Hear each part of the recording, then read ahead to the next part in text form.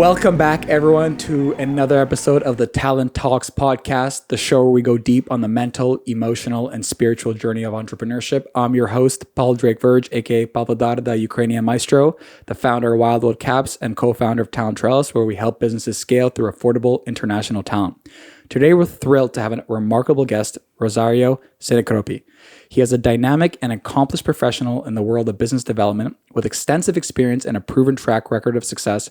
Rosario serves as the National Director of Business Development for RB Leasing, overseeing operations across Canada and the US.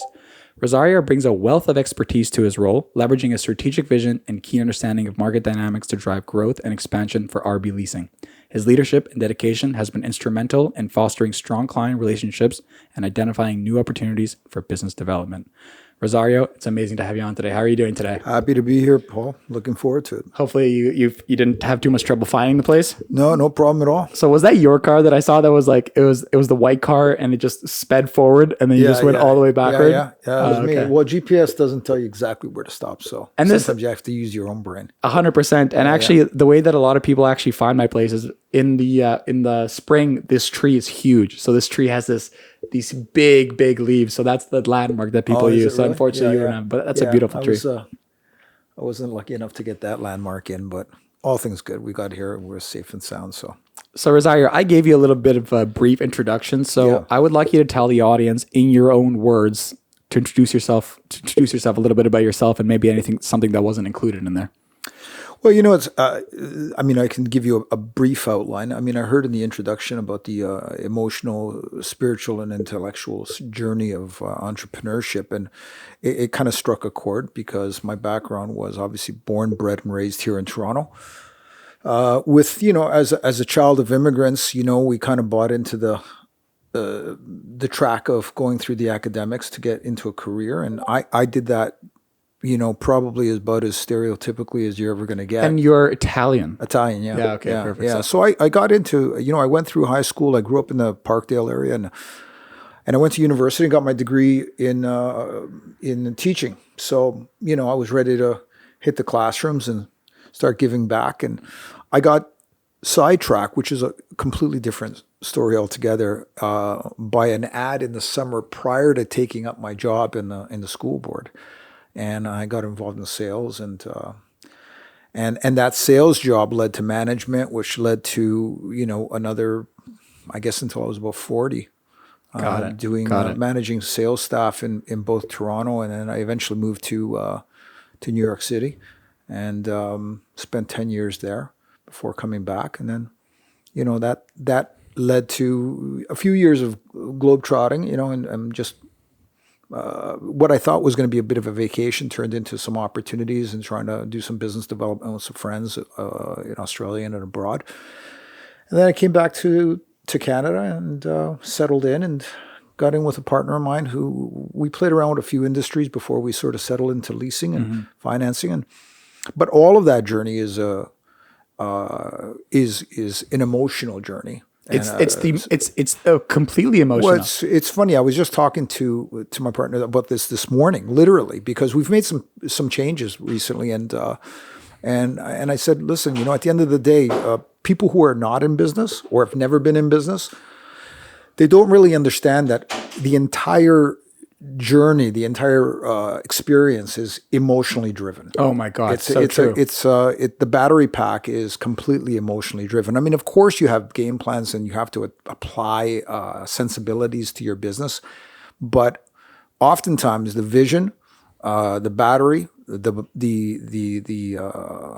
really the drive is completely based on your emotional state. And I've never actually heard it put that way. It's the battery. Yeah, that's very, very true. Yeah, well, it can't be anything other than that. Exactly. Because there's no such thing as starting in business and it's an easy ride. It rarely ever happens. It can be a passionate ride. It can be an enjoyable ride. It can be a joyful ride. It can be heartbreaking, but it's always hinged on emotion. 100%. And then, if you're thoughtful enough, you realize there's a spirituality to it as well. Of course. But so that, given it is in stark contrast to being a teacher, because that's a pretty safe bet. You know, Yeah. you literally go from, grade school to middle school to high school to university to school.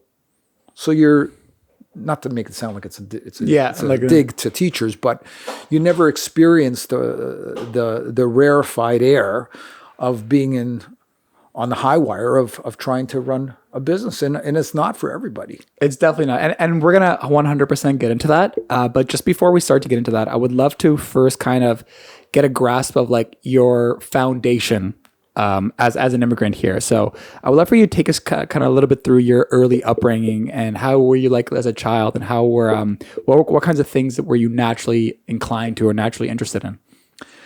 Well, I mean, interested in, listen, my parents came from Italy in the 50s, got down to the business of having kids and raising a family, and I was born in the 60s.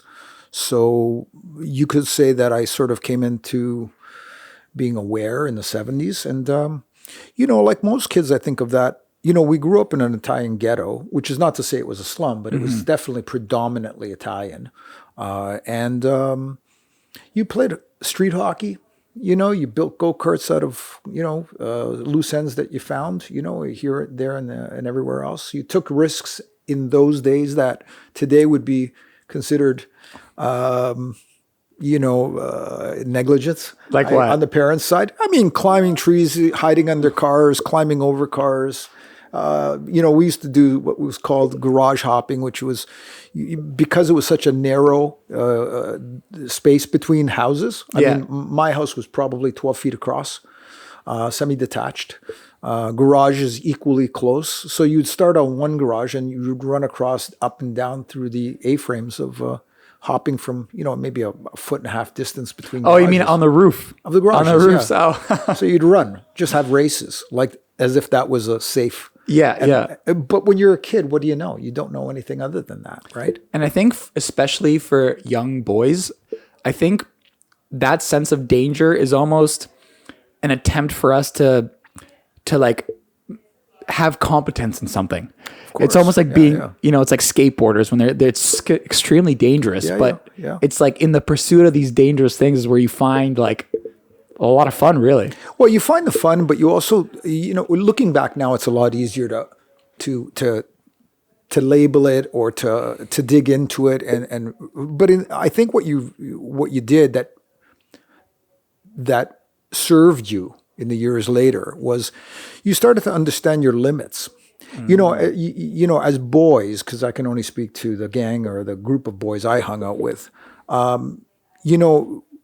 you start to understand the hierarchy, which you never take as a negative or a positive. You just realize that in a group of, let's say, 8 or 10 guys that you're hanging out with, you start to understand where you sit 100%. In the hierarchy. You start to understand what your limits are physically.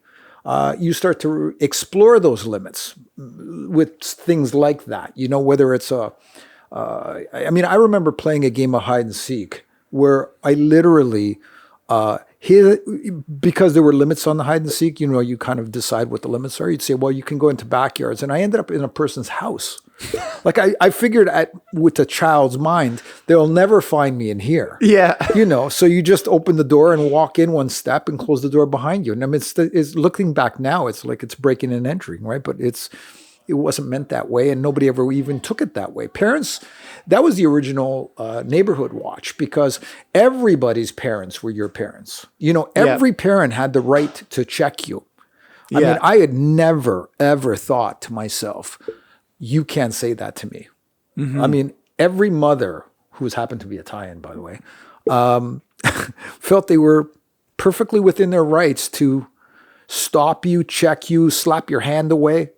It was, and quite frankly, it became an extended family. Well, I think that's almost better. I think right now we're seeing the rise of a lot of mental illness, mental disease in a lot of these kids. And I think a part of that reason is simply because there's not that sense of community anymore. If anyone else touches your kid or disciplines them a bit, the parents go crazy about it. So I really like the statement, it takes a village to raise a kid. 100%. Right? And I think part of that we're kind of missing that right now, because even though it looks like it's a community, it's really Well, we're completely disconnected. very So, disconnected. I mean, the idea of I think children need security, and I, this is just my opinion, but I think that when you have, if a baby, it's well documented that children who are feel secure are more relaxed. I mean, there were I think it was Harlow that did experiments with monkeys where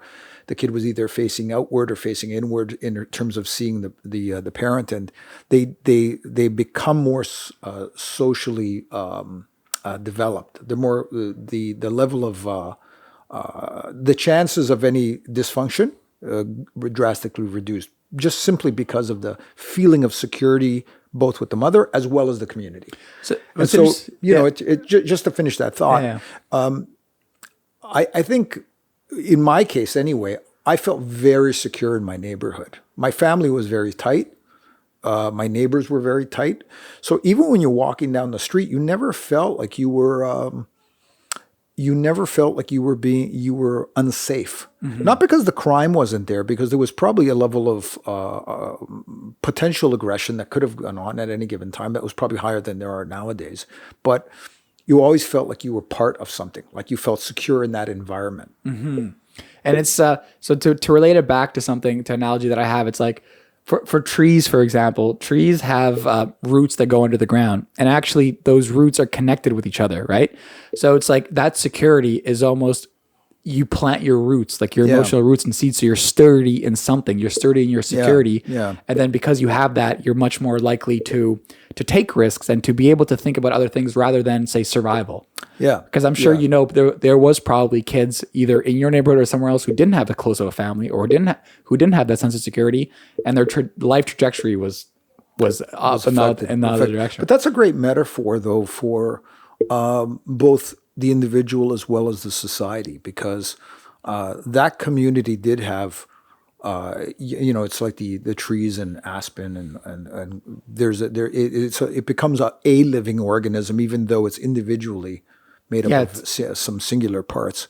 And I probably could say that in that neighborhood, that was very, very true, because everyone had their own family, of course, and everyone had their own kids and their own responsibilities and their own challenges and all the duress that comes with that, especially when it comes to being an immigrant in a new country, and you don't speak the language, you don't understand the customs and all of that. You find security and you find comfort in being with people who are like-minded.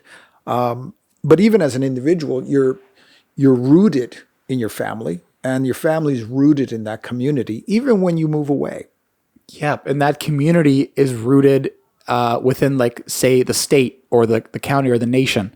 So it's like these, but it's interesting that it all starts with the family unit. Yeah, it all starts with the family 100%. unit. In my opinion, it does. It does, and it's interesting. So I might be completely off kilter here, but it looks like currently right now, what's happening is a lot of people, usually the mother would stay home back in the day and to take care of the kids and instill the values. But because now the society is much more, everyone works to have dual income, that what's kind of left is for the state to raise the kid. And then what kind of values are they really instilling within them, right? So I think that, and like, I mean, if you want control, I think that's a great idea. But if you want like strong communities who can really like stand on their own and rebel, like that's exactly what you don't want, right? Well, I mean, you're getting into a realm where you can get pretty controversial about it, right? But at the end of the day, and I don't mind being controversial, but at the end of the day, I was just listening to a radio broadcast. I won't mention the station, but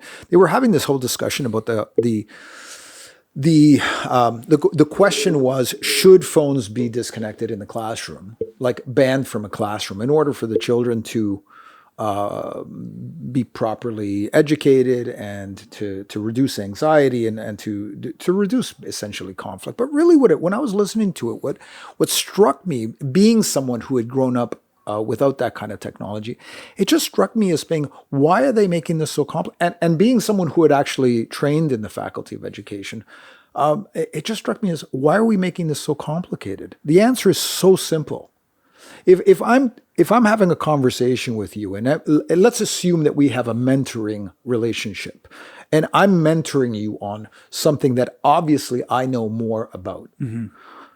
The idea that you would be distracted while I'm instructing you begs the question of, why am I bothering to teach you if you're not interested in learning? Yep. It's a dialogue. So if a third party enters into the equation in the form of technology like a phone, it's so simple. Put the phone away, or go deal with the phone, and I'll go somewhere else and deal with someone who's willing to learn. I think definitely if the teachers were to completely ban, it would have to be like a very strategic approach, because I mean, it'd be like prohibition. Like, how well would that work out, right? Like, kids, if you tell them no, they'll find a way. Yeah, but it's not about saying to a child, you can't ever have a phone. In my opinion, what happened was they were so anxious to allow for the technology that, like most things, they ran before they could walk. They rushed 90 miles an hour, and now they're hitting the proverbial brick wall. And it's, getting into, sales jargon is, if you plan your attack, you attack your plan. They didn't do any of that. If they had simply put together, let's say, some iPads for kids to use while they're in the classroom in order to use technology in a safe way to help the education, then they would have done that. But they were anxious to just allow the technology into the barbarians were at the gate. They let the phone into the classroom, and then it took over. Yeah. And now they're having a hard time pulling it out without pulling out, without collateral damage. Yeah. It's like pulling out a wisdom tooth that came in crooked. Well, you let it grow in crooked, so now you got to pull out some flesh along with the tooth. Exactly. So it's unfortunate, but the reality is you have to do something, because the experiment hasn't worked. The biggest problem there was when I was in school, not when I was learning how to be a teacher for school, but in school, was a kid might act out. A kid might fall asleep. A kid might not pay attention. A kid might be bothering the kid beside him. All of those problems were dealt with in a very simple manner. Now, there's an insidious interruption, which is they're using the phone and not paying attention. And you don't know that they're not paying attention until you realize that a year later, this guy doesn't know how to write. Mm-hmm. He doesn't know how to add. He doesn't understand, what the content of that curriculum was.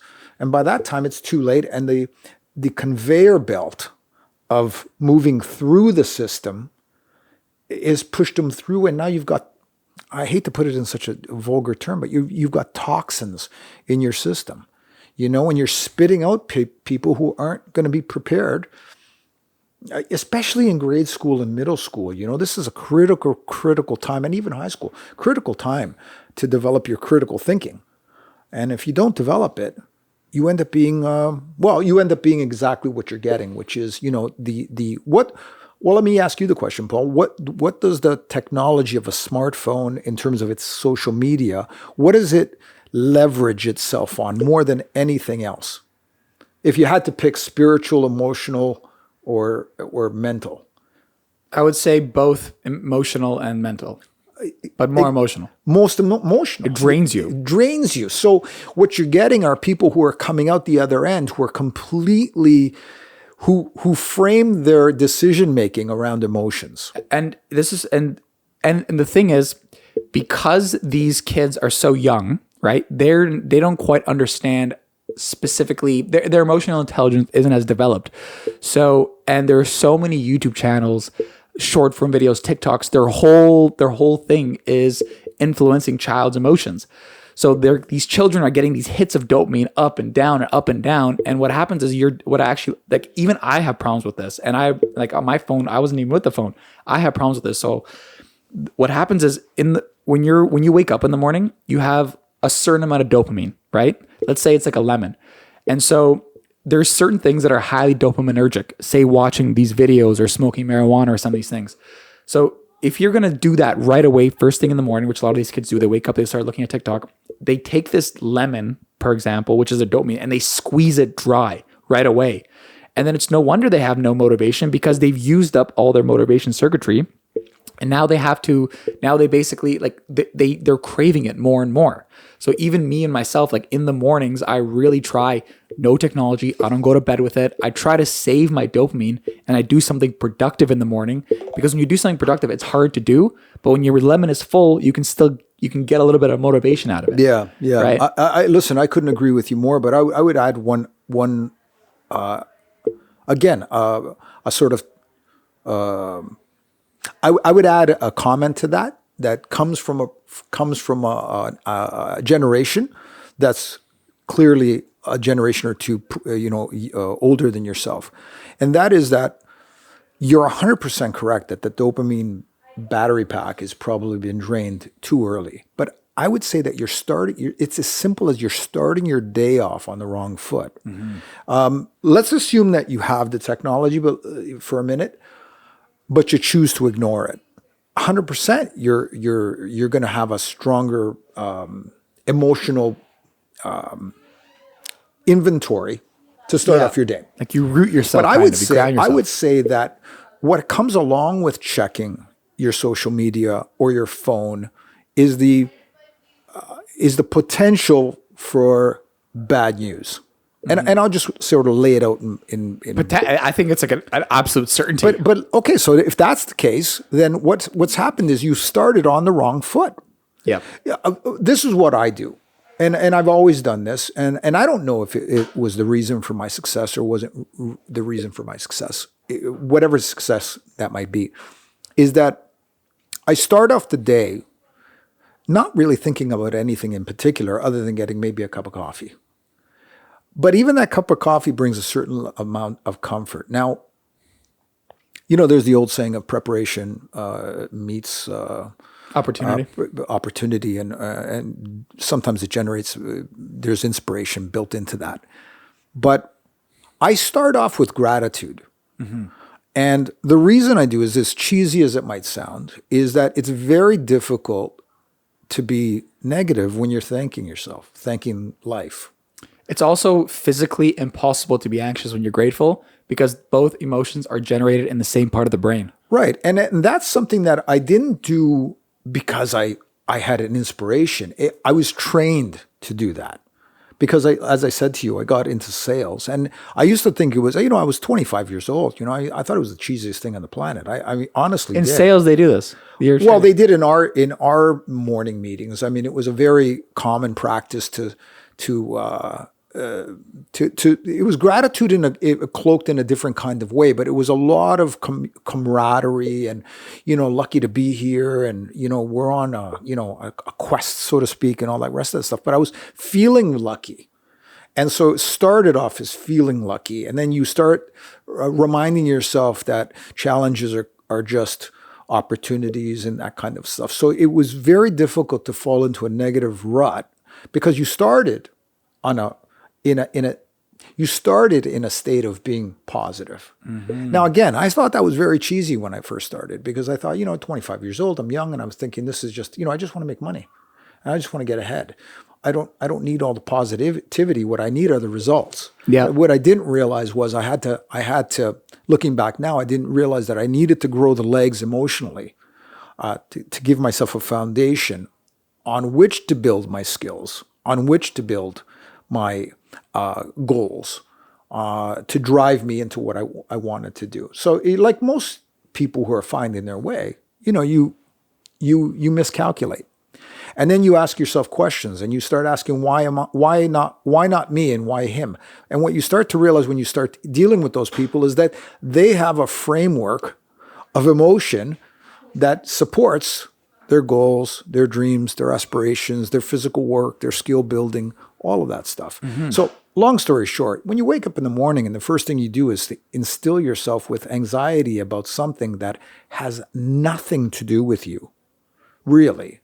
I'm just saying that that's not a productive way to begin. I would say that if people tried starting in a way, in the old days, they started off with prayer.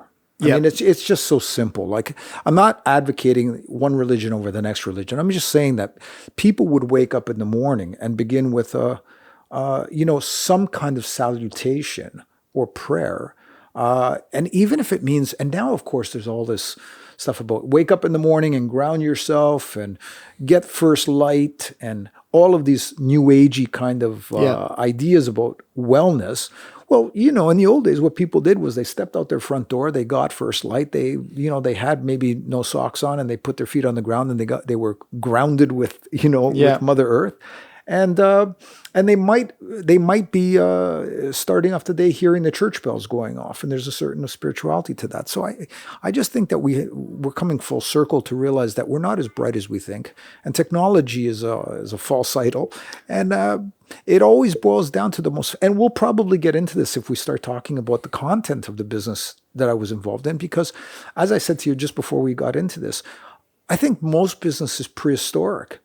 It's really, when you boil it down, at least our business anyway, it's really just people. It's just relationship. It's just one person having a transaction with another person. And sometimes that transaction results in profit, and sometimes that transaction results in no profit. Mm-hmm. But there's always a win. There's always a win, of course, whether or not there's a currency exchange of knowledge. Oh, always, 100%. always. We used to joke and say, well, every yes gets you paid, but every no gives you an education. Yeah, yeah. So failure. It's all just a fancy way of saying that problems are just. And back to your point about false idols and technology, I think even in our Western society, we have very, very false idols. Like, look at, we're not, I think the East, and I don't know, I'm assuming here, I think the East has it more right. Like here, the idols are the movie stars, these stupid influencers who go out and who do stupid things all the time, right? It's like the role models aren't these like spiritual teachers or these people who are wise and who know how to live life and who are in tune with it. So I think that part of it too is creating this disconnect. And now I think you're also right, where we are looking back at our ancestors and be like, wow, or these ancient civilizations, like, wow, they're not as primitive as we thought we are, right? They just had a very different understanding about it. Like even to get not to get controversial, but there's even like some theories that the pyramids, the way they're designed, they were all around the world, and maybe they could have, through their resonance, the Schumann resonance, generate some sort of power, electricity. Like, who really knows, right? We're just guessing. Well, we're guessing, and but I want to put a pin in that because that's an interesting topic in and of itself. But I think the false idol, again, I'm looking back. I'm 62, and when I look back on let's just assume about 50 years of relative consciousness. I don't think I learned how to truly address life. People say your brain matures at 25, but in my opinion, I think that it's in 30 before you really realize any sense of really what life is all about. So your brain might have matured at 25, but I think your emotional maturity and that trinity of sort of putting it all together and learning to really drive that car doesn't happen until you're about 30 years old. That's just my opinion, my experience. But the false idols is a fascinating idea, because I think long before the smartphone came along, we started to replace my parents were obviously Christian, Catholics. So the idea of church was a big deal in your culture and in your family. But parents were a big deal in your culture. And you could say that they're your idols as you're growing up. Certainly for me, my dad was my hero and my mom as well. But that in Western culture got usurped by celebrity. Yeah. Especially in the 50s and the 60s, where it became all about movie stars. Mm-hmm. And then, of course, 70s, you start getting into rock gods and all of that kind of stuff. But they are, when you look back with the virtue of hindsight, you start to realize that those really are just an empty vessel. The entertainment itself, listen, I love a good movie as good as the next guy, but I'm not going to a celebrity, and I don't listen to celebrities for advice. Mm-hmm. I do not anymore indulge in the idea that success in one industry makes you an expert in all industries. That's just that just defies logic. And actors, I think, play a really important role. But having met a few people who were through the industries, they're the first ones that will say sometimes that they're all as crazy as snakes. I mean, they're just, there's a certain dysfunction that goes on with the idea of, I want to be told what to say, how to say it, where to stand when I say it, and what to wear while I'm saying it. And I want everyone to adore me, right? And you know what? It's a craft. I'll give it that. And there's an artwork involved in it. I loved the idea of acting. I actually took acting lessons at one point in my life, for about a year, and here in Toronto. And prior to getting into, just as that sort of a gap between university and getting into working. So I totally dig it, but they don't corner the market on wisdom. Mm-hmm. In fact, if you look at their lifestyles and their track records, they're not the first person that you might say has the track record of, I'm going to give me advice on relationship, give me advice on politics, give me advice on what the meaning of life is when you haven't discovered it for yourself, because there's an army of them going through rehab. So clearly, your meaning of life and my meaning of life. And so in terms of the false idols, there's another way to look at it too. Like it could be said that, for example, they are false idols, but it could also be said that the fact that they were propped up in the way that they were could have been a reflection of the consciousness of the time, right? Sure. Because it's all even there's a lot of, I was listening to Jordan Peterson. He was talking about Nazi Germany, right? And he was basically saying, everyone always blames it was all Hitler, but it was like a dialogue between him and Hitler, because Hitler would say something, then he'd see the reaction of the crowd, and then when the crowd cheered up, then he would keep going down that path, right? So there was a bit of an ebb and flow within the society and their leaders, and it could be the same kind of thing with actors, with rock stars. They could be because think about it, rock stars when they're expressing their, a certain music has a certain flavor of emotion to it. And the only reason they would get propped up or be famous is because that tune, that message would be resonating with the people of the time, right? Like in the 60s, the rise of the rock bands, from what I understand, right? From the peace and the love, that was a reflection of the vibe of the general time. But it's interesting how, like, even if you look at throughout the history of the world, it's more of a history of like the subtle shifts of temperament between peoples, right? Well, it's again, it's fascinating.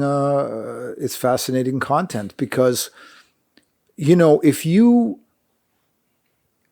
me, it always feels like and it's interesting. I might want to unravel that a bit for myself, on my own time, I suppose. But when people give you a framing of what you're feeling, and they frame it in a way that makes you nod your head, yes, it may not be accurate. It may not be moral. But if it somehow squares the circle for you, you might adopt it. In other words, if I'm broke and I'm pathologically broke and I'm in high levels of distress, and I say, I don't understand why I don't have and someone else does have, talking about Hitler, and you give people a reason that's emotionally laden, but enough logic for them to just spark a yes. We can call it brainwashing, we can call it indoctrination, you can call it you drank the Kool-Aid, but it's not based. The idea that they are responsible for your pain, it doesn't make really a lot of sense, because you're a sovereign individual. You can do what you do. You can do what they do, and you'll get the same results too. Well, but if it feels good, and enough people start to believe it, as Hitler also said, if you tell a lie big enough and long enough, people take it as the truth. Well, that's still going on. And that goes on back to what you just mentioned a minute ago, where social media can pound a message that has no basis in reality, and people will take it as truth, and they'll in some cases they'll die on that hill. And the thing that's most dangerous about that is a lot of these messages are subconscious, unless you like take the time to really like figure out your own consciousness and dive into your own subconscious and make more of that parts of yourself conscious, a lot of these messages and framing devices are used to influence you subconsciously. And even music, for example, like if you really think about what music is, it puts you in a trance per se, because you're listening to the beat, you're putting yourself in a trance. It could even slow down your brainwaves. Good music can slow down your brainwaves, and when your brainwaves slow down to alpha, so high, this usually you're talking, we're in high beta. High beta is it's our analytical mind is there. So if you say something to me, I'm going to analyze it and I might not accept the thought. However, if you're in a slower, like alpha or delta, which is what happens, by the way, when you sleep or when you're in a deep meditation, you're much more likely to take information at face level without any analysis whatsoever.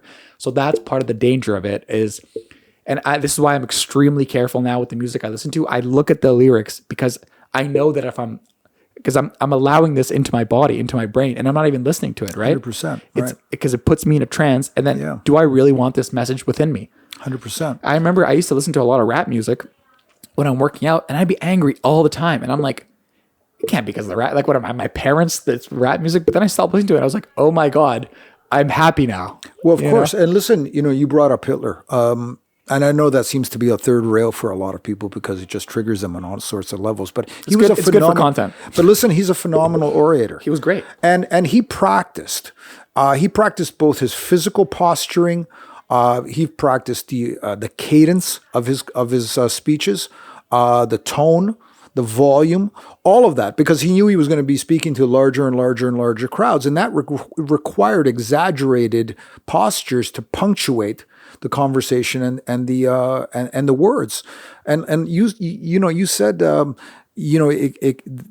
infiltrates your thinking. You might not even understand if you didn't understand the language. If tomorrow you were listening to that speech, you wouldn't understand German, but I would get it. But I think what you would get is the emotion. You would 100% get the emotion. If you did not know who it was, your head might start nodding up and down. Yeah, because it's a forceful impact enough that it affects you. Music does that to you all the time. I mean, you listen. Why do people listen to American music that don't understand English? Because the rhythm gets them moving. I mean, they've taken people who listen, the obvious one is Beethoven, right? I mean, he couldn't even hear, and he could still make music that moved you. And you could move with music without even understanding it's there. I mean, I've seen people go in my younger years, you could be in a club and you could be talking to someone and find yourself starting to sway. Yeah. But you weren't listening to the music, you were into the conversation, but the beat and the rhythm and the force of that vibration still gets you moving. Exactly. And you actually build bonds with people that way too. Of course, yeah. Right? When you're dancing along with everyone, you're syncing up, your frequencies kind of set up, and you're sharing the energy together. Well, it's tribal. It's very tribal. You can go back as long as you want, but the idea of beats and that idea is it is by no stretch of the imagination a new concept. So if you layer communication with words, physical, emotional, spiritual, in terms of music that you can layer onto it. I mean, listen, watching a movie without a soundtrack is not as much fun as watching it with a soundtrack. No. So, you could be brought to tears with the music itself. Yeah. If you add the words, now you may start to influence people. So it's funny because you could get emotional to a piece of music. Let's assume it's a without lyrics, but I think that if you add lyrics to it, it would be an interesting experiment. If you added two sets of lyrics to a piece of music, what people would feel like at the end of it would be very interesting. It could be positive or it could be negative. And I think either they're both being driven by again, we go back to emotion. You're being driven by the emotion, right? 100%. So you can be driven to inspiration and acts of good. You could be driven to acts of what we define as bad. And ultimately, this is something that I had to come to terms with. Like, the environment has such a big influence on you. And sometimes there is this ego within me that says, like, well, I'm better than that. No worry. I could figure it out. Right. But the problem is you can't per se, influence how the environment impacts you. You can to a certain degree, but you can influence the environment. You can choose a different environment, right? Like, for example, if you're an auction house, right? There's so many things working against you in an auction house. Like the person is on an elevated platform. They're speaking fast. There's the social people. There's other people. You know, there's so many things influencing you at one time. Like, you cannot remain conscious. Yeah. And it's what they say is like, a person is smart, people are dumb, like in groups, right? Because they're so much more easily influenced, right? Right. So, But you know what? If we want to tie that or go kind of integrate into what we said earlier, and again, this is just me talking out loud and thinking about it. If a kid is looking to his device for opinion, if he's looking to the device for reassurance or affirmation, they haven't taken the time to set themselves, to ground themselves, to set their feet down so that they're immovable or relatively immovable. So they're going to be constantly at the mercy of whatever the wind blows. I'll give you a quick example of something. I said to my son, who I met obviously through my fiancée late in life, and he was maybe about 13 at the time, and we were having some dinner, and we got to talking, and we disagreed about something topical, but not too intense. It might have been in the news. He had a point of view, as all 13-year-olds do, and I had a different one. And so at the end of it, I said to him, look, I'm just going to give you one piece of advice, which you'll probably forget, but I'm going to be apt to remind you, is that it really is important that you develop a stable of opinions, which are based on a belief that you might have, and hopefully grounded in some values, right? Now, all of that might sound a bit heady, but what it boils down to is you got to believe in something, but you can't be rigid. So my advice to him was really simple. Have an opinion. There's nothing wrong with that, but it's got to be fluid, but not fluid like a wind vane, whichever way the wind is blowing, you're gonna face, mistake south for north. You've got to have a fluid opinion. And when faced with opposing facts, which you should have searched out, because if you believe in something, it stands up to scrutiny. That might move your needle. And if it moves your needle, great. Don't have it invested in your ego. Yep. And that might, your opinion on the more important that topic might be, the more apt that it might change incrementally as time goes on. But I don't want to be the same person believing the same things when I was 20, 30, 40, 50, 60, because if I do, I don't feel like I've evolved. 100%. And actually, it's interesting. I don't know if you could see this plant over here, but anything that's brown, it's brittle. So when it's dead, it's brittle and it falls apart.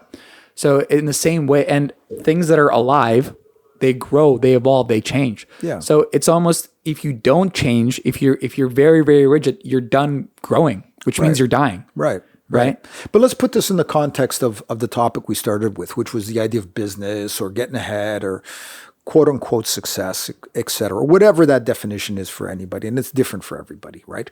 I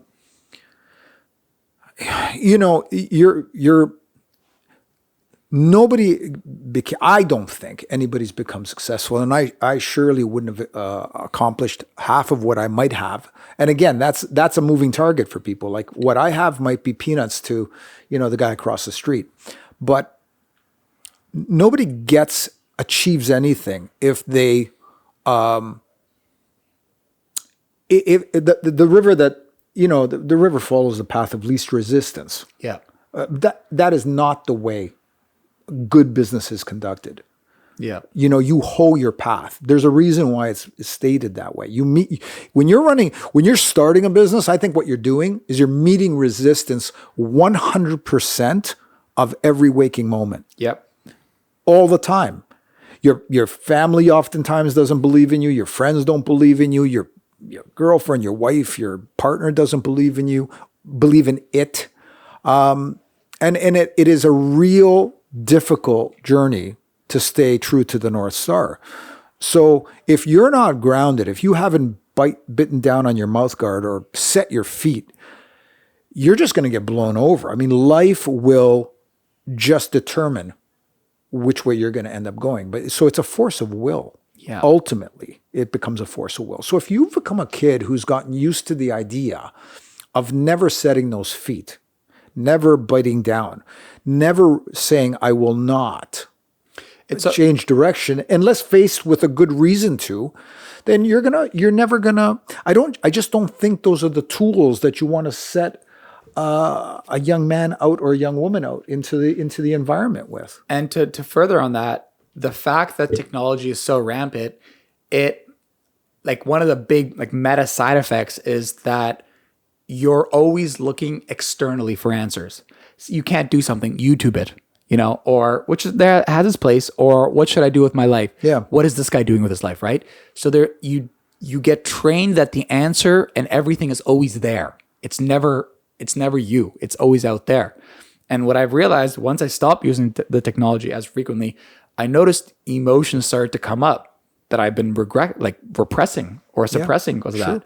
Sure. And then when you sit with yourself by yourself, like even as something as simple as eating without the TV or taking a walk or driving without the radio, right? A lot of people back then, even your generation, they had a lot more time to themselves. They had a lot more time to walk and process and figure out how they feel about things instead of constantly being bombarded. So I think that's kind of what's missing too. People don't ask themselves what they want. And I think 100%. that's well, and it starts with that because that's wisdom. 100%. Well, it starts with, it could be the starting point of wisdom. Yeah. You ask yourself what you want, and then you might decide what are the actions I need to take to get what I want. You might decide, you'll discover the emotional content you're going to require to get the things that you want. You're going to be faced with failure probably more often than not. And you might realize it wasn't your want all along. It was someone else's. Could have been, yeah, right? 100%. But we talked about anxiety a little bit with the idea of technology, and we're kind of giving technology a bad rap. But technology is a tool, and when the tail starts wagging the dog, you end up in a. And believe me, there's a phrase that you can relate back to business on any given day because it relates to the same thing. When the tool becomes a source of anxiety, that anxiety, especially when taken as real, is going to hold you back every single time. I'll give you a great example. And it flows into the idea of the anxiety is a form of fear. It may not be fear like walking down a dark alleyway, or it may not be a fear like going to war and being faced with gunfire, but it's still a kissing cousin of fear. But like most fear, as the saying goes, it's usually based on something that appears real, that false evidence that appears real, and it usually doesn't have any real basis. It's like being afraid to go on your first date, being nervous about your first day at school, being nervous about this. And oftentimes you realize it's all fabricated. I'll give you an example. When I first started in sales, and I started going business to business. So I was going from businesses to business, selling various services and products and whatnot. There came a time when we had to do some door-to-door for a client. And we ended up doing door-to-door work. The first thing that came to mind was nobody wants me to knock on their door. And I was petrified. And I was experienced. I was complete, because I was now thrown into a completely different environment. So here I was terrified of going, knocking on the door. Nobody's going to want this stuff. Lo and behold, nobody wanted it for a long time. Knock, knock, knock, knock, knock, knock, knock, knock. And suddenly someone decides, meets me in a very positive way and ends up buying what I was selling. Fast forward to when I was training staff. No shocker. They thought the same thing. Nobody's going to want this. Mm-hmm. This is a bad territory. Nobody really is going to want it. This is the wrong product. Even though the product has a proven track record, even though people were making money with it, in their world, nobody was going to buy it. Yeah.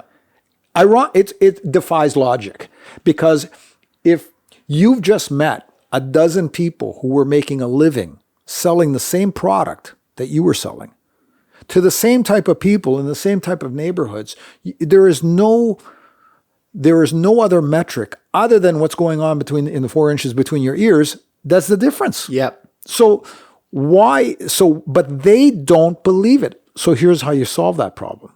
You take them out with you and you knock on the door and they say, nobody's going to want it. This is a bad territory. You knock, knock, knock until someone says yes. What happens is they get an emotional response to that. So suddenly they have an emotional, not an intellectual one, it's an emotional one. Yeah. Because they realize, they go, oh my God, I can't believe it. It's like an awakening to the idea that the world doesn't follow the rules you make up in your head.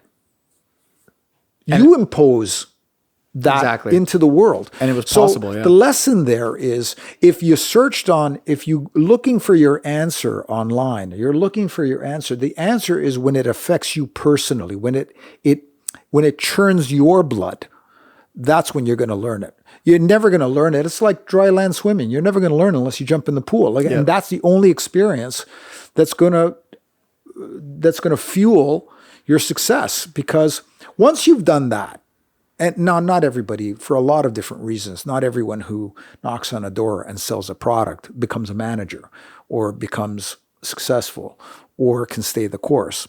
Because there's a gazillion other forces at play over time that can make a difference. But until you start to connect that your action in the right state of mind, meeting a person and doing something other people might not be willing to do, produces results.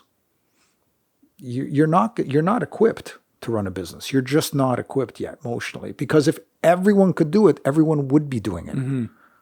It's a stupid idea until someone else makes it the $1 million idea. Yeah. I mean, it happens all the time. And so one person says you're crazy and the next person says, well, there's the classic, which I'm sure you know of, is FedEx. The guy got a C on that in Harvard or wherever college he was when he wrote the dissertation of the idea, because they said, and the reason they didn't think was a great idea is apparently, as lore would have it, is that they said, why would anyone want overnight delivery when they've got the U.S. Post Office? Yeah. Now you look back on and go, what were they thinking? Exactly. And yet, he hoed that pass. And apparently their first day, it was 2 packages got delivered, which they sent themselves. It was that kind of craziness. And did you hear there was something happened to them where they were almost bankrupt? They had $50,000 left. So the guy went to a casino and put it all on red or black, won it. And then that's what got him through. I was listening. It's funny. We could trade these kind of conversations all day long. I was listening to a woman who was, who essentially started a cosmetics company in her garage with her husband, because she was a bigger woman. She had rosacea, a skin condition, which, reddened her skin. And she was just, the average house, woman next door who decided to develop makeup that, a line of makeup that she felt was more like the people she hung out with. And they got down to less than $1,000 between her and her husband. They were turned down by everybody. They went so far as a fellow who was running a major cosmetics line said, it's not what we believe in. We just don't believe in it. And then a second guy had said to her, we're just not interested. And she said, why? In order to sort of inform what she was doing, because she was so desperate for the conversation not to end. Mm-hmm. And he says to her, I don't want to sound rude, essentially, if I'm getting this right.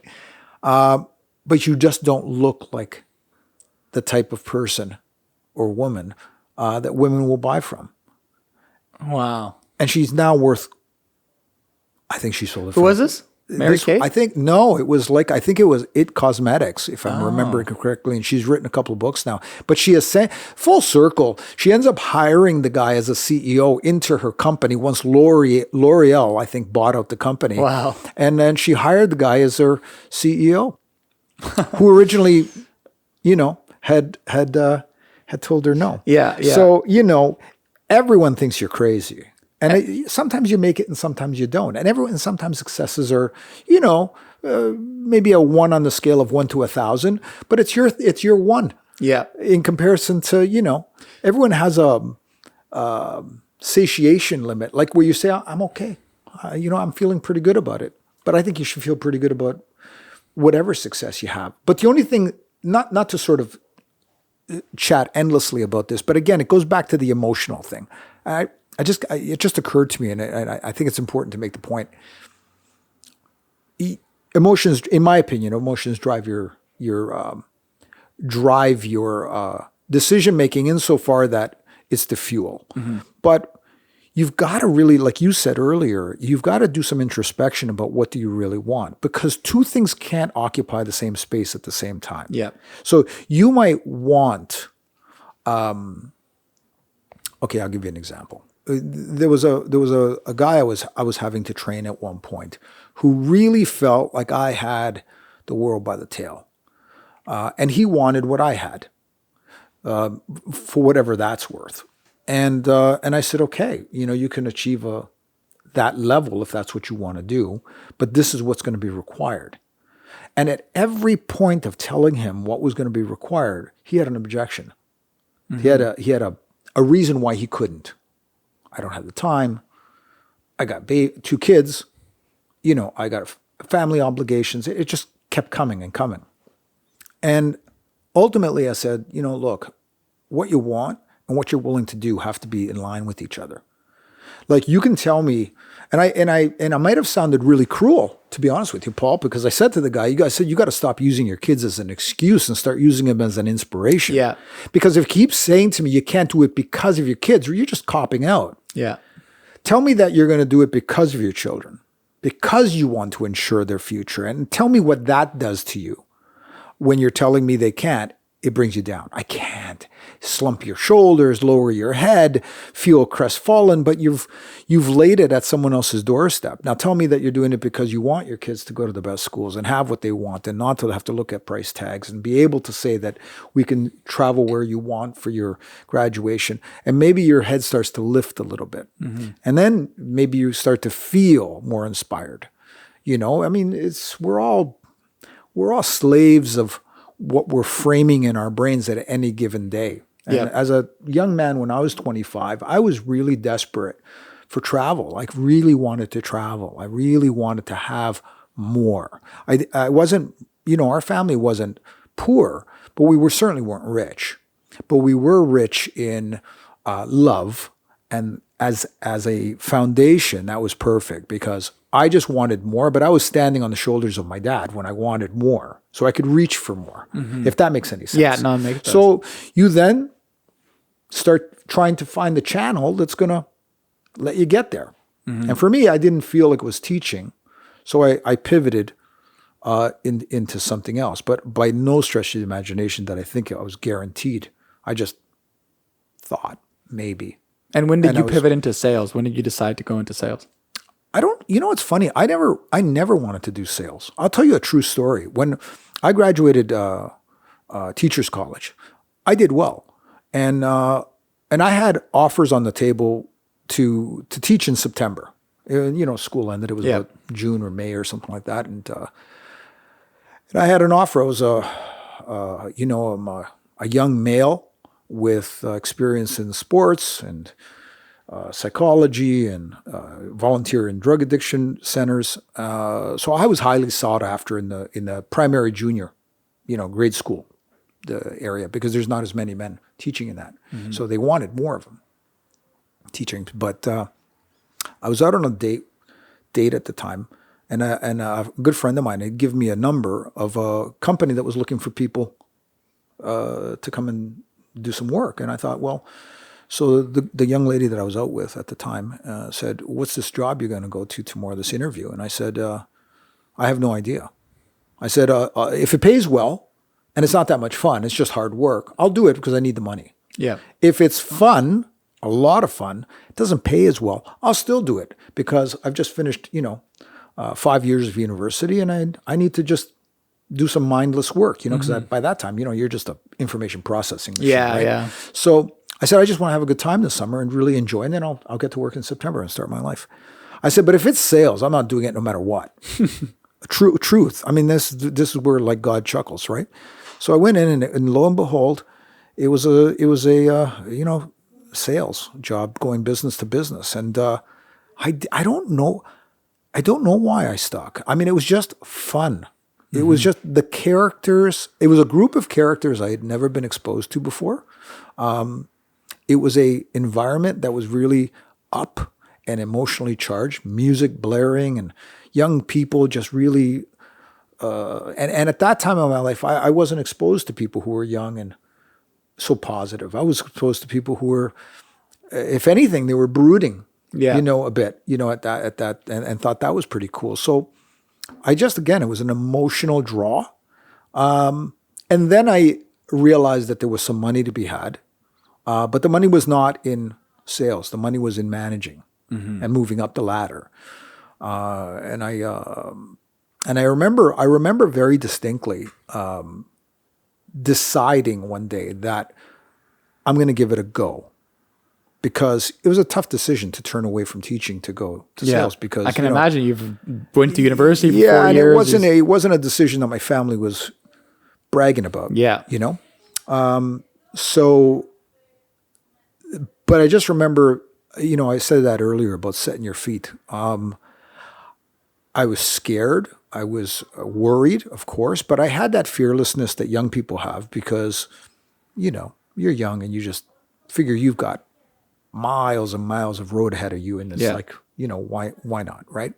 But I just remember at one point realizing that if I was going to do it, I had to shut down all the noise around me. And what the noise was around me was everyone else saying that they were going to take what I wanted. In other words, everybody in that office wanted to be the next manager. Everybody wanted to get ahead, but there's only so much room. And so I said to myself, if anyone's going to do it, it's going to be me. Like everyone else can talk it. I wasn't a big talker. I wasn't a big, despite what you might be hearing now, but I really didn't think, but I just said it in my head. I'm going to get it done. I'm going to be the guy. So you made a quiet decision. You didn't. I made a very quiet decision, but I made a very intense decision because what was on the line was not making more money, which I realized it was my entire life. It was really what I thought was I do not because I don't love kids or I didn't want to teach, but I did not want to go to teaching because what I saw, unfortunately, what I saw in teaching was a long road. Oh, yeah. Right? I saw a very long road in teaching in order to get to the income level and the freedom that I wanted, which of course I discovered later, of what I really wanted. Because what I really craved was to be free, to travel, That's me to right have there. money. That's what I want. And so when that was enough. And of course they were talking about this kind of stuff, but it wasn't until I started doing that first shovel in the ground, where I really laid the pick into the dirt. And that was F it, I'm not going to swear on the broadcast, but it really it was that kind of vulgar language though. It was not a nice sort of, hey, it was like, F this. Yeah. It's me. I've done this. I've had the same experience. You have to do that because looking back years and years later, I started to realize that was what made the big difference between me and everybody else in the office, because everybody else in the office was taking a very, going back to the phone, it was a very superficial commitment to it. My commitment was not it wasn't hinged on, I want to make more money than the next guy for beers on a Friday night. My commitment was, this is going to determine whether or not, I have my family, my legacy is going to have a certain kind of life. What am I going to live like? I gave myself the heavy rocking chair test. Like I said, who am I going to be when I'm 80? Like, who am I going to be when I'm 60? Where am I going to be when I'm 60? And I viewed myself like I was either going to be a slave or a master. I was either going to be the master of my own destiny or I was going to be a slave to the economics, and I was not going to be a slave. And so you take the worst job on that most people would ever want to do, which is to go business to business and door to door. But if you're not fortified with an armor that says, listen, I remember being on the corner of Rogers Road and Weston Road here in Toronto. Yep. And I was about to start my day. And it was not a pretty day. And I remember saying to myself, there is nobody on this street, because I was training a guy at the time. I said to the guy, there is nobody in the next 10 hours that's going to be capable of affecting my attitude. I am going to be as excited about what I'm doing by the end of the day as I am right now. And it doesn't matter what any of these people do to me, what they say to me. And I've had some pretty negative experiences. You know, people can be really foul. I hate to tell you. Yeah. You know, people can be joyous and incredibly, surprisingly positive. But there are some real people out there who are being affected by life that are real negative, and they'll pour it out on the first person. So, you know, as a sales guy walking in their front door, I was a perfect target, right? Yeah. So, you know, they nailed me with it more than a few times, but it didn't matter. It didn't bother So how me. did you manage to deal with it? Like, I assume you didn't just ignore it. You probably still felt it, right? So how did you? I'll tell you. Because I'm about to start my whole sales process, my whole funnel. So I'm looking for advice. Personally. The advice is that you have to armor yourself with who. Well, you said it earlier. You got to decide who you are, what you want, why do you want it, and it has to be a very deep rooted why, and not a. I want to buy, a brand new suit next week. I want to, the why has to be. It has to be so emotionally embedded in you in a positive way that you'd be willing to die for it, that you'd be willing to bleed for it. And what was your reason, or how did you come to that why? Freedom. That's the same reason as me. It's freedom. Did you but define you got to it, taste it, but to the point where I could taste it. Okay. Like I literally felt like there was no bridge to go back on. And you make mistakes along the way, and they fuel your resolve. Like I made some mistakes when I first started managing staff. I started to make the mistakes of, and they're prototypical mistakes. But years later, like you got to realize, like my end of my career in New York, I achieved a pretty high level of competence. Let's just say. And I trained an enormous number of people, and with varying degrees of success. So I'm not going to paint myself in such a great light. Some of them were highly successful, some of them not so much. But but I did succeed in a market that was incredibly expensive, very competitive, and not very forgiving. I mean, you got to meet your rent. Yeah. You got to pay your rent. My office was on 29th and 7th, which is like 4 blocks away from Penn Station. Yeah. So it wasn't cheap. So you need to pay the rent. You need to pay your expenses, and the dollars have to come from somewhere. So clearly you have to do that. The management life cycle that went through was, I started off thinking that I had to be everybody's best friend. Wrong answer. Yeah, I'm learning that too. And that doesn't work because you're nobody's best friend. No, you can't be. Then I thought I had to be a dictator. That doesn't work. Then you think you have to be busy. You're a busy manager. You're always on the go, always busy, busy, busy, busy. And that's a complete fallacy because, you need to center yourself in a position as a leader to be able to think and to plan and to be the visionary for your business. In any case, you go through these various stages. And I gleaned some of this from having read a few books and then writing out. I remember I picked up a book one time that essentially was a distillation of Lao Tzu's philosophies on, growth and enlightenment. And Lao Tzu. Lao Tzu, excuse me. And the way. The Tao Te Ching or the Way is a different one. I think it was. I think one is the same as the next. I think they're translation. I've heard about this book a couple of times but now. In any case, I literally did stream of thought writing, and wrote out an entire. Probably like 10 pages of my whole belief system that reflected that idea because I had already gone through that, and this was actually when on the cusp of me leaving New York. So I had already gone through my journey. Mm-hmm. And I read this book and I thought, it's so funny. I read this now because this is the only time that I would actually understand this book front to back. Because if I had read it in the first few years of my career, I wouldn't have understood it because I was still being everybody's best friend. And I wouldn't have understood viscerally what it meant to be. And it's called The Way. It was called The Way. I can probably dig it up for you if you like. I got it. Yeah.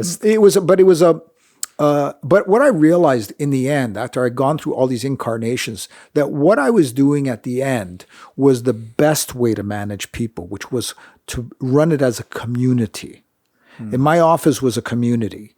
I wasn't a dictator. I definitely was the leader, but I I created a sense of community insofar that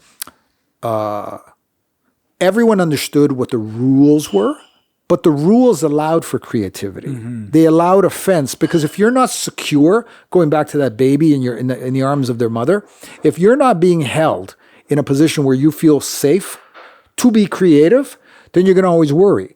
The flip side is easier to understand. If I'm always making rules for you, you're going to be like a Russian doll. Rules within rules within rules. And you're not going to move. Sooner or later, you're going to get paralyzed because you're going to say, what's the rule for the next step I'm going to take? I'm not going to take that step until I hear what the rules are. So you're not going to do anything. But I got to give people freedom to be creative and to be as freewheeling as they can, understanding that there's boundaries that they're going to bump up against, if that makes any sense. At the same time, I got to realize that it's not and we like to do it nowadays where everyone says everyone's the same. That is absolute horse. It's not true. It's just not true. The old saying, the same rules for the ox and the lion is oppression. If you're a thoroughbred, I got to give you free rein. And so when I was even training fellows that were in sales, it was not uncommon for me to say this to people and say, why do you treat him special? I said, because he's got more potential. He's showing it. It's not because I'm saying he has it. He's demonstrated it, if that makes any sense. So when you put two horses on the track and one is a donkey and the other one's like Secretariat, what was it that Thomas Jefferson said in the Constitution? It's this is a truth that is self-evident. Self-evident. We hold this as truth. This is self-evident. It's look, you see. Yeah. So nobody can deny it. And as long as you're in managing that office, the obvious thing becomes they start to realize that you're fair, that it's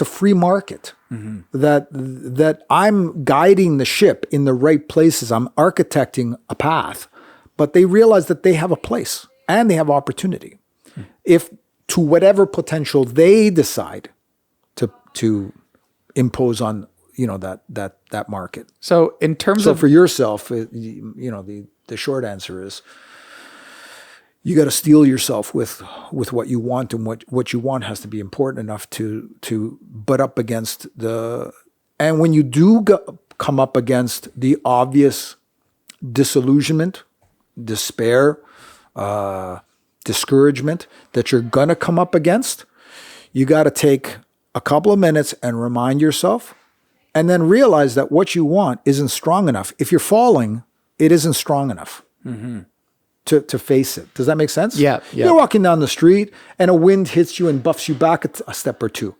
You start leaning into it. You walk. Yeah. All of a sudden, it's a hurricane. You're going to have to really bite down and lean into it that much more.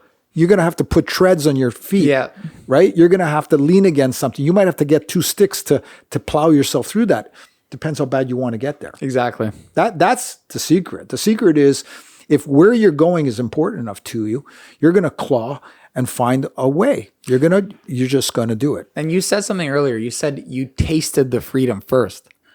You said you have to have a taste of it first. So how did you go about doing that? How did you get the taste of it? Well, I mean, it's like the sip of the champagne, right? Once you have a taste of it, you want the whole bottle if that's what you wanted. Yeah. Right? And for me, it was I took a trip with the same sales group, quite frankly, to the Bahamas. Now, I'm a guy from Toronto. We're lower middle class, typical immigrant family. We always had enough to have a good life, but we didn't have enough for splurging. And so I had never been to like the Caribbean, ever. I had never seen blue water like that. So when I took that trip and it was sandy beaches and it was blue water and it was, this kind of paradise feeling, I was just blown away. I'm like, I think I was maybe 26 at the time or so. And I just thought, I want this on a more consistent basis. Like I'm willing to do this. Like 2 days ago, I was knocking on doors. People telling me to, get a real job. Here I am in the Bahamas now.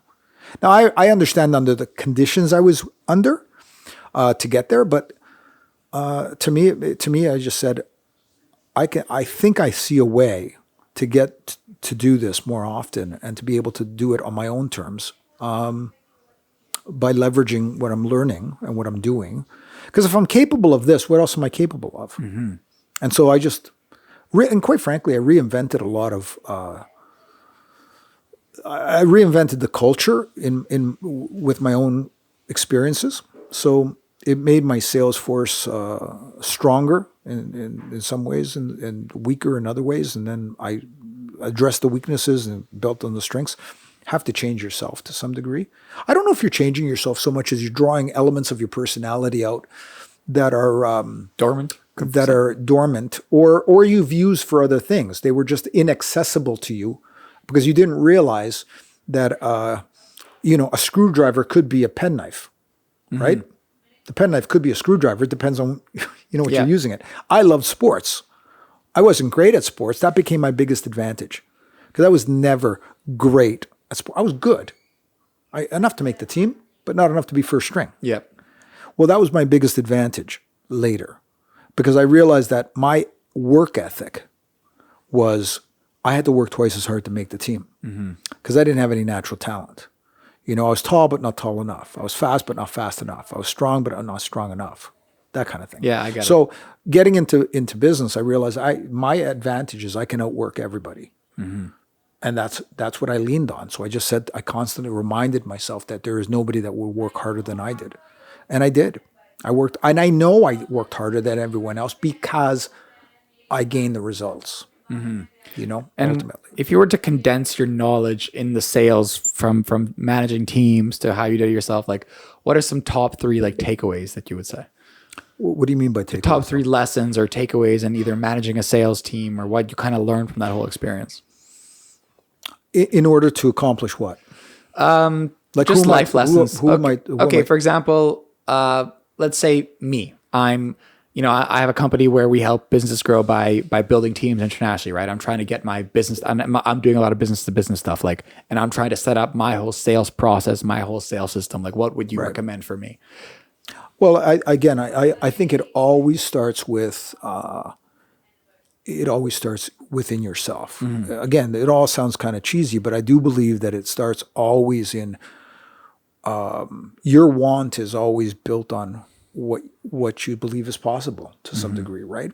So you have to start in yourself about what do you want, which sounds obvious because some people might say, I want to make money, but they haven't defined how much money and where is that money coming from and why do you want that money? And all those whys, the story. I mean, the cliches are where all the wisdom is. The onion has to be peeled away until you get to the real why, not the superficial why. So you take a guy. I mean, when I was training sales guys, I would oftentimes never even say the word sales. I would always use the word management because that's what they wanted. If that makes sense. Sales was the starting point. But if I define them as salesmen, they stay as salesmen. Got it. So I define them as management trainees. And now look, you run up against a lot of problems, unbeknownst to me, because of that. Because what people say to them is, hey, what are you saying to my kid? Now you got to realize I'm 28 at the time, and I got, parents and girlfriends talking about their 35-year-old partner and saying you're brainwashing them. And I'm younger by 10 years, because they're defining themselves as a salesman. I'm calling them a management trainee. They're saying I'm brainwashing them, but I'm just saying to a degree I am.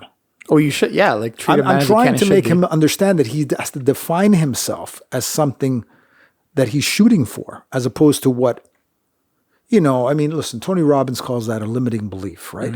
You if you have a belief that I am not a manager, I'm not management material. Well, then the game's over before it starts, right? Exactly. So you have to develop a belief system that is congruent with what you want, and it has to be congruent with who you really are. You can't, there has to be congruency in all levels because you have to be completely honest with yourself about who you really are. Like I encountered guys who were so charismatic. Paul, I'm telling you, these guys were so charismatic, so good looking, such a way with words that it seemed like money just fell into their laps whenever we went out into the field. Like it was just astounding to me. So I used to think, and for a period of time, I thought, I'm a balding guy. I'm not as good looking. I'm not as charming. I'm not as much a people person. And I'm just that, but these guys are, and yet they didn't, and I did. It's because you started to say, well, what do I have that I can? Well, I'm a nice guy. I like people. I can learn to smile and mean it. And you lean on your own strength. So you have to be honest about who you are, what you have to offer, and what you want. And so that lesson in life that you're asking for, it has to be based on what you want. I mean, I'm assuming that people want to achieve a certain target.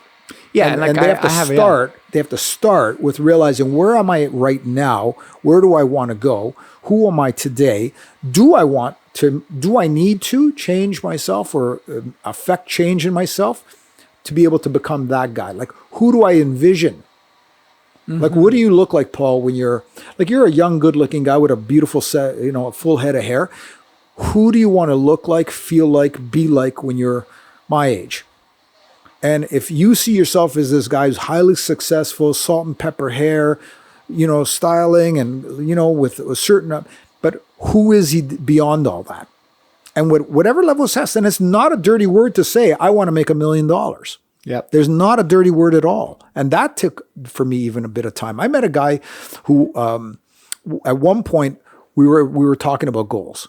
And he's become hugely successful. But here's what he said to me in that meeting. And we were in a large group, so it wasn't like he was saying it to me directly. Everybody was saying, how much money would you like to make that would make you happy? And invariably, everybody around the room was saying, because in those days, it was a big deal to say 6 digits, right? Everybody said, man, if I could make 6 digits, man, life would be sweet. I'd be set. Now, again, this is going back, 30 years, right? He got to him, he says, and he said it with so much conviction, if I need to make $1 million, I'm going to be a millionaire. It's $1 million or nothing.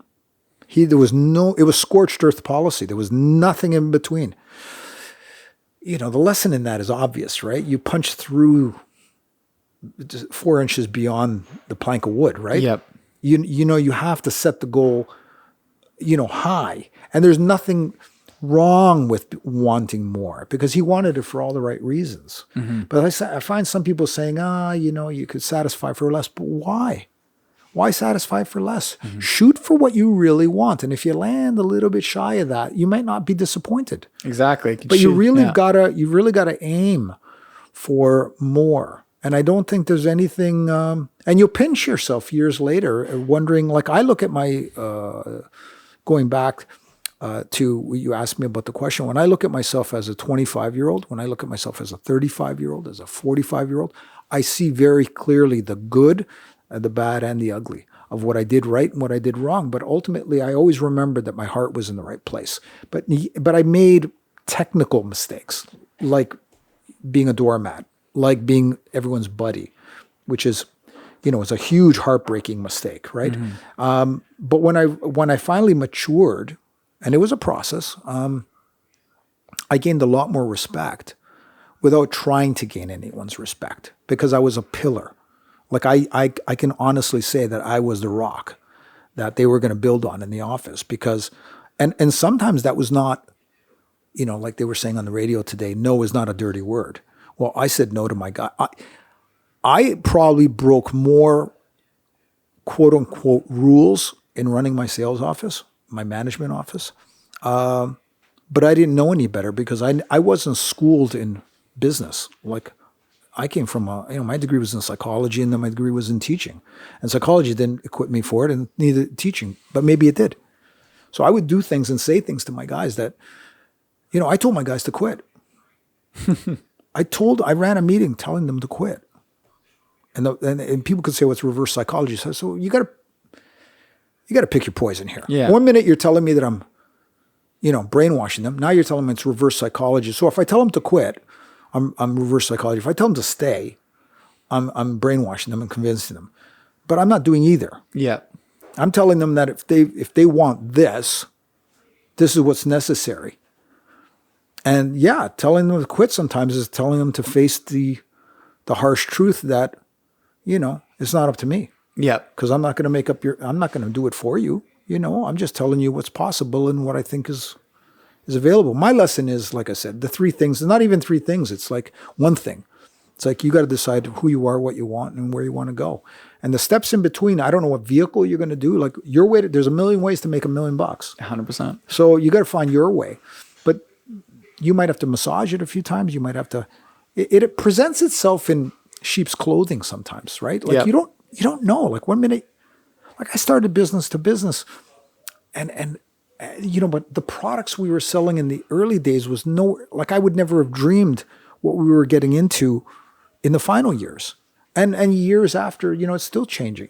Like I joke around, like if I was starting today as a young man, I'm not sure what I would have gotten into. I'm not sure what I would have done. And I'm quite frankly, I'm not sure I'd probably be the worst guy all over again, because I was having this conversation with a buddy of mine who actually had worked with me for 20 years. I said, the funny thing is I apply the same prejudices now, even though I know all the lessons. So if someone said to me right now, here's a product, we're going to sell it business to business, what do you think? I'd probably say, no, nobody's going to buy that. Yeah. Nobody's going to want that. And yet I used to chastise guys and say, yeah. But you know why that is, Paul, to be very honest with you? It's because I don't have young legs anymore. Yeah. Like the tank is, truthfully, the gas is a bit out of the tank, right? Like I don't have I have the entrepreneurial spirit, but I don't have the entrepreneurial emotional battery that I had before. I still do, but not the kind of, it's like, it's hard to get in the ring when you sleep on silk sheets. Yeah. Right? When you're desperate, you're willing to put more in. Oh, for sure. You're just, there's a teeth gnashing kind of intensity that you don't get when you've like, exactly. Yeah. What's an extra couple 100%. Of grand, right?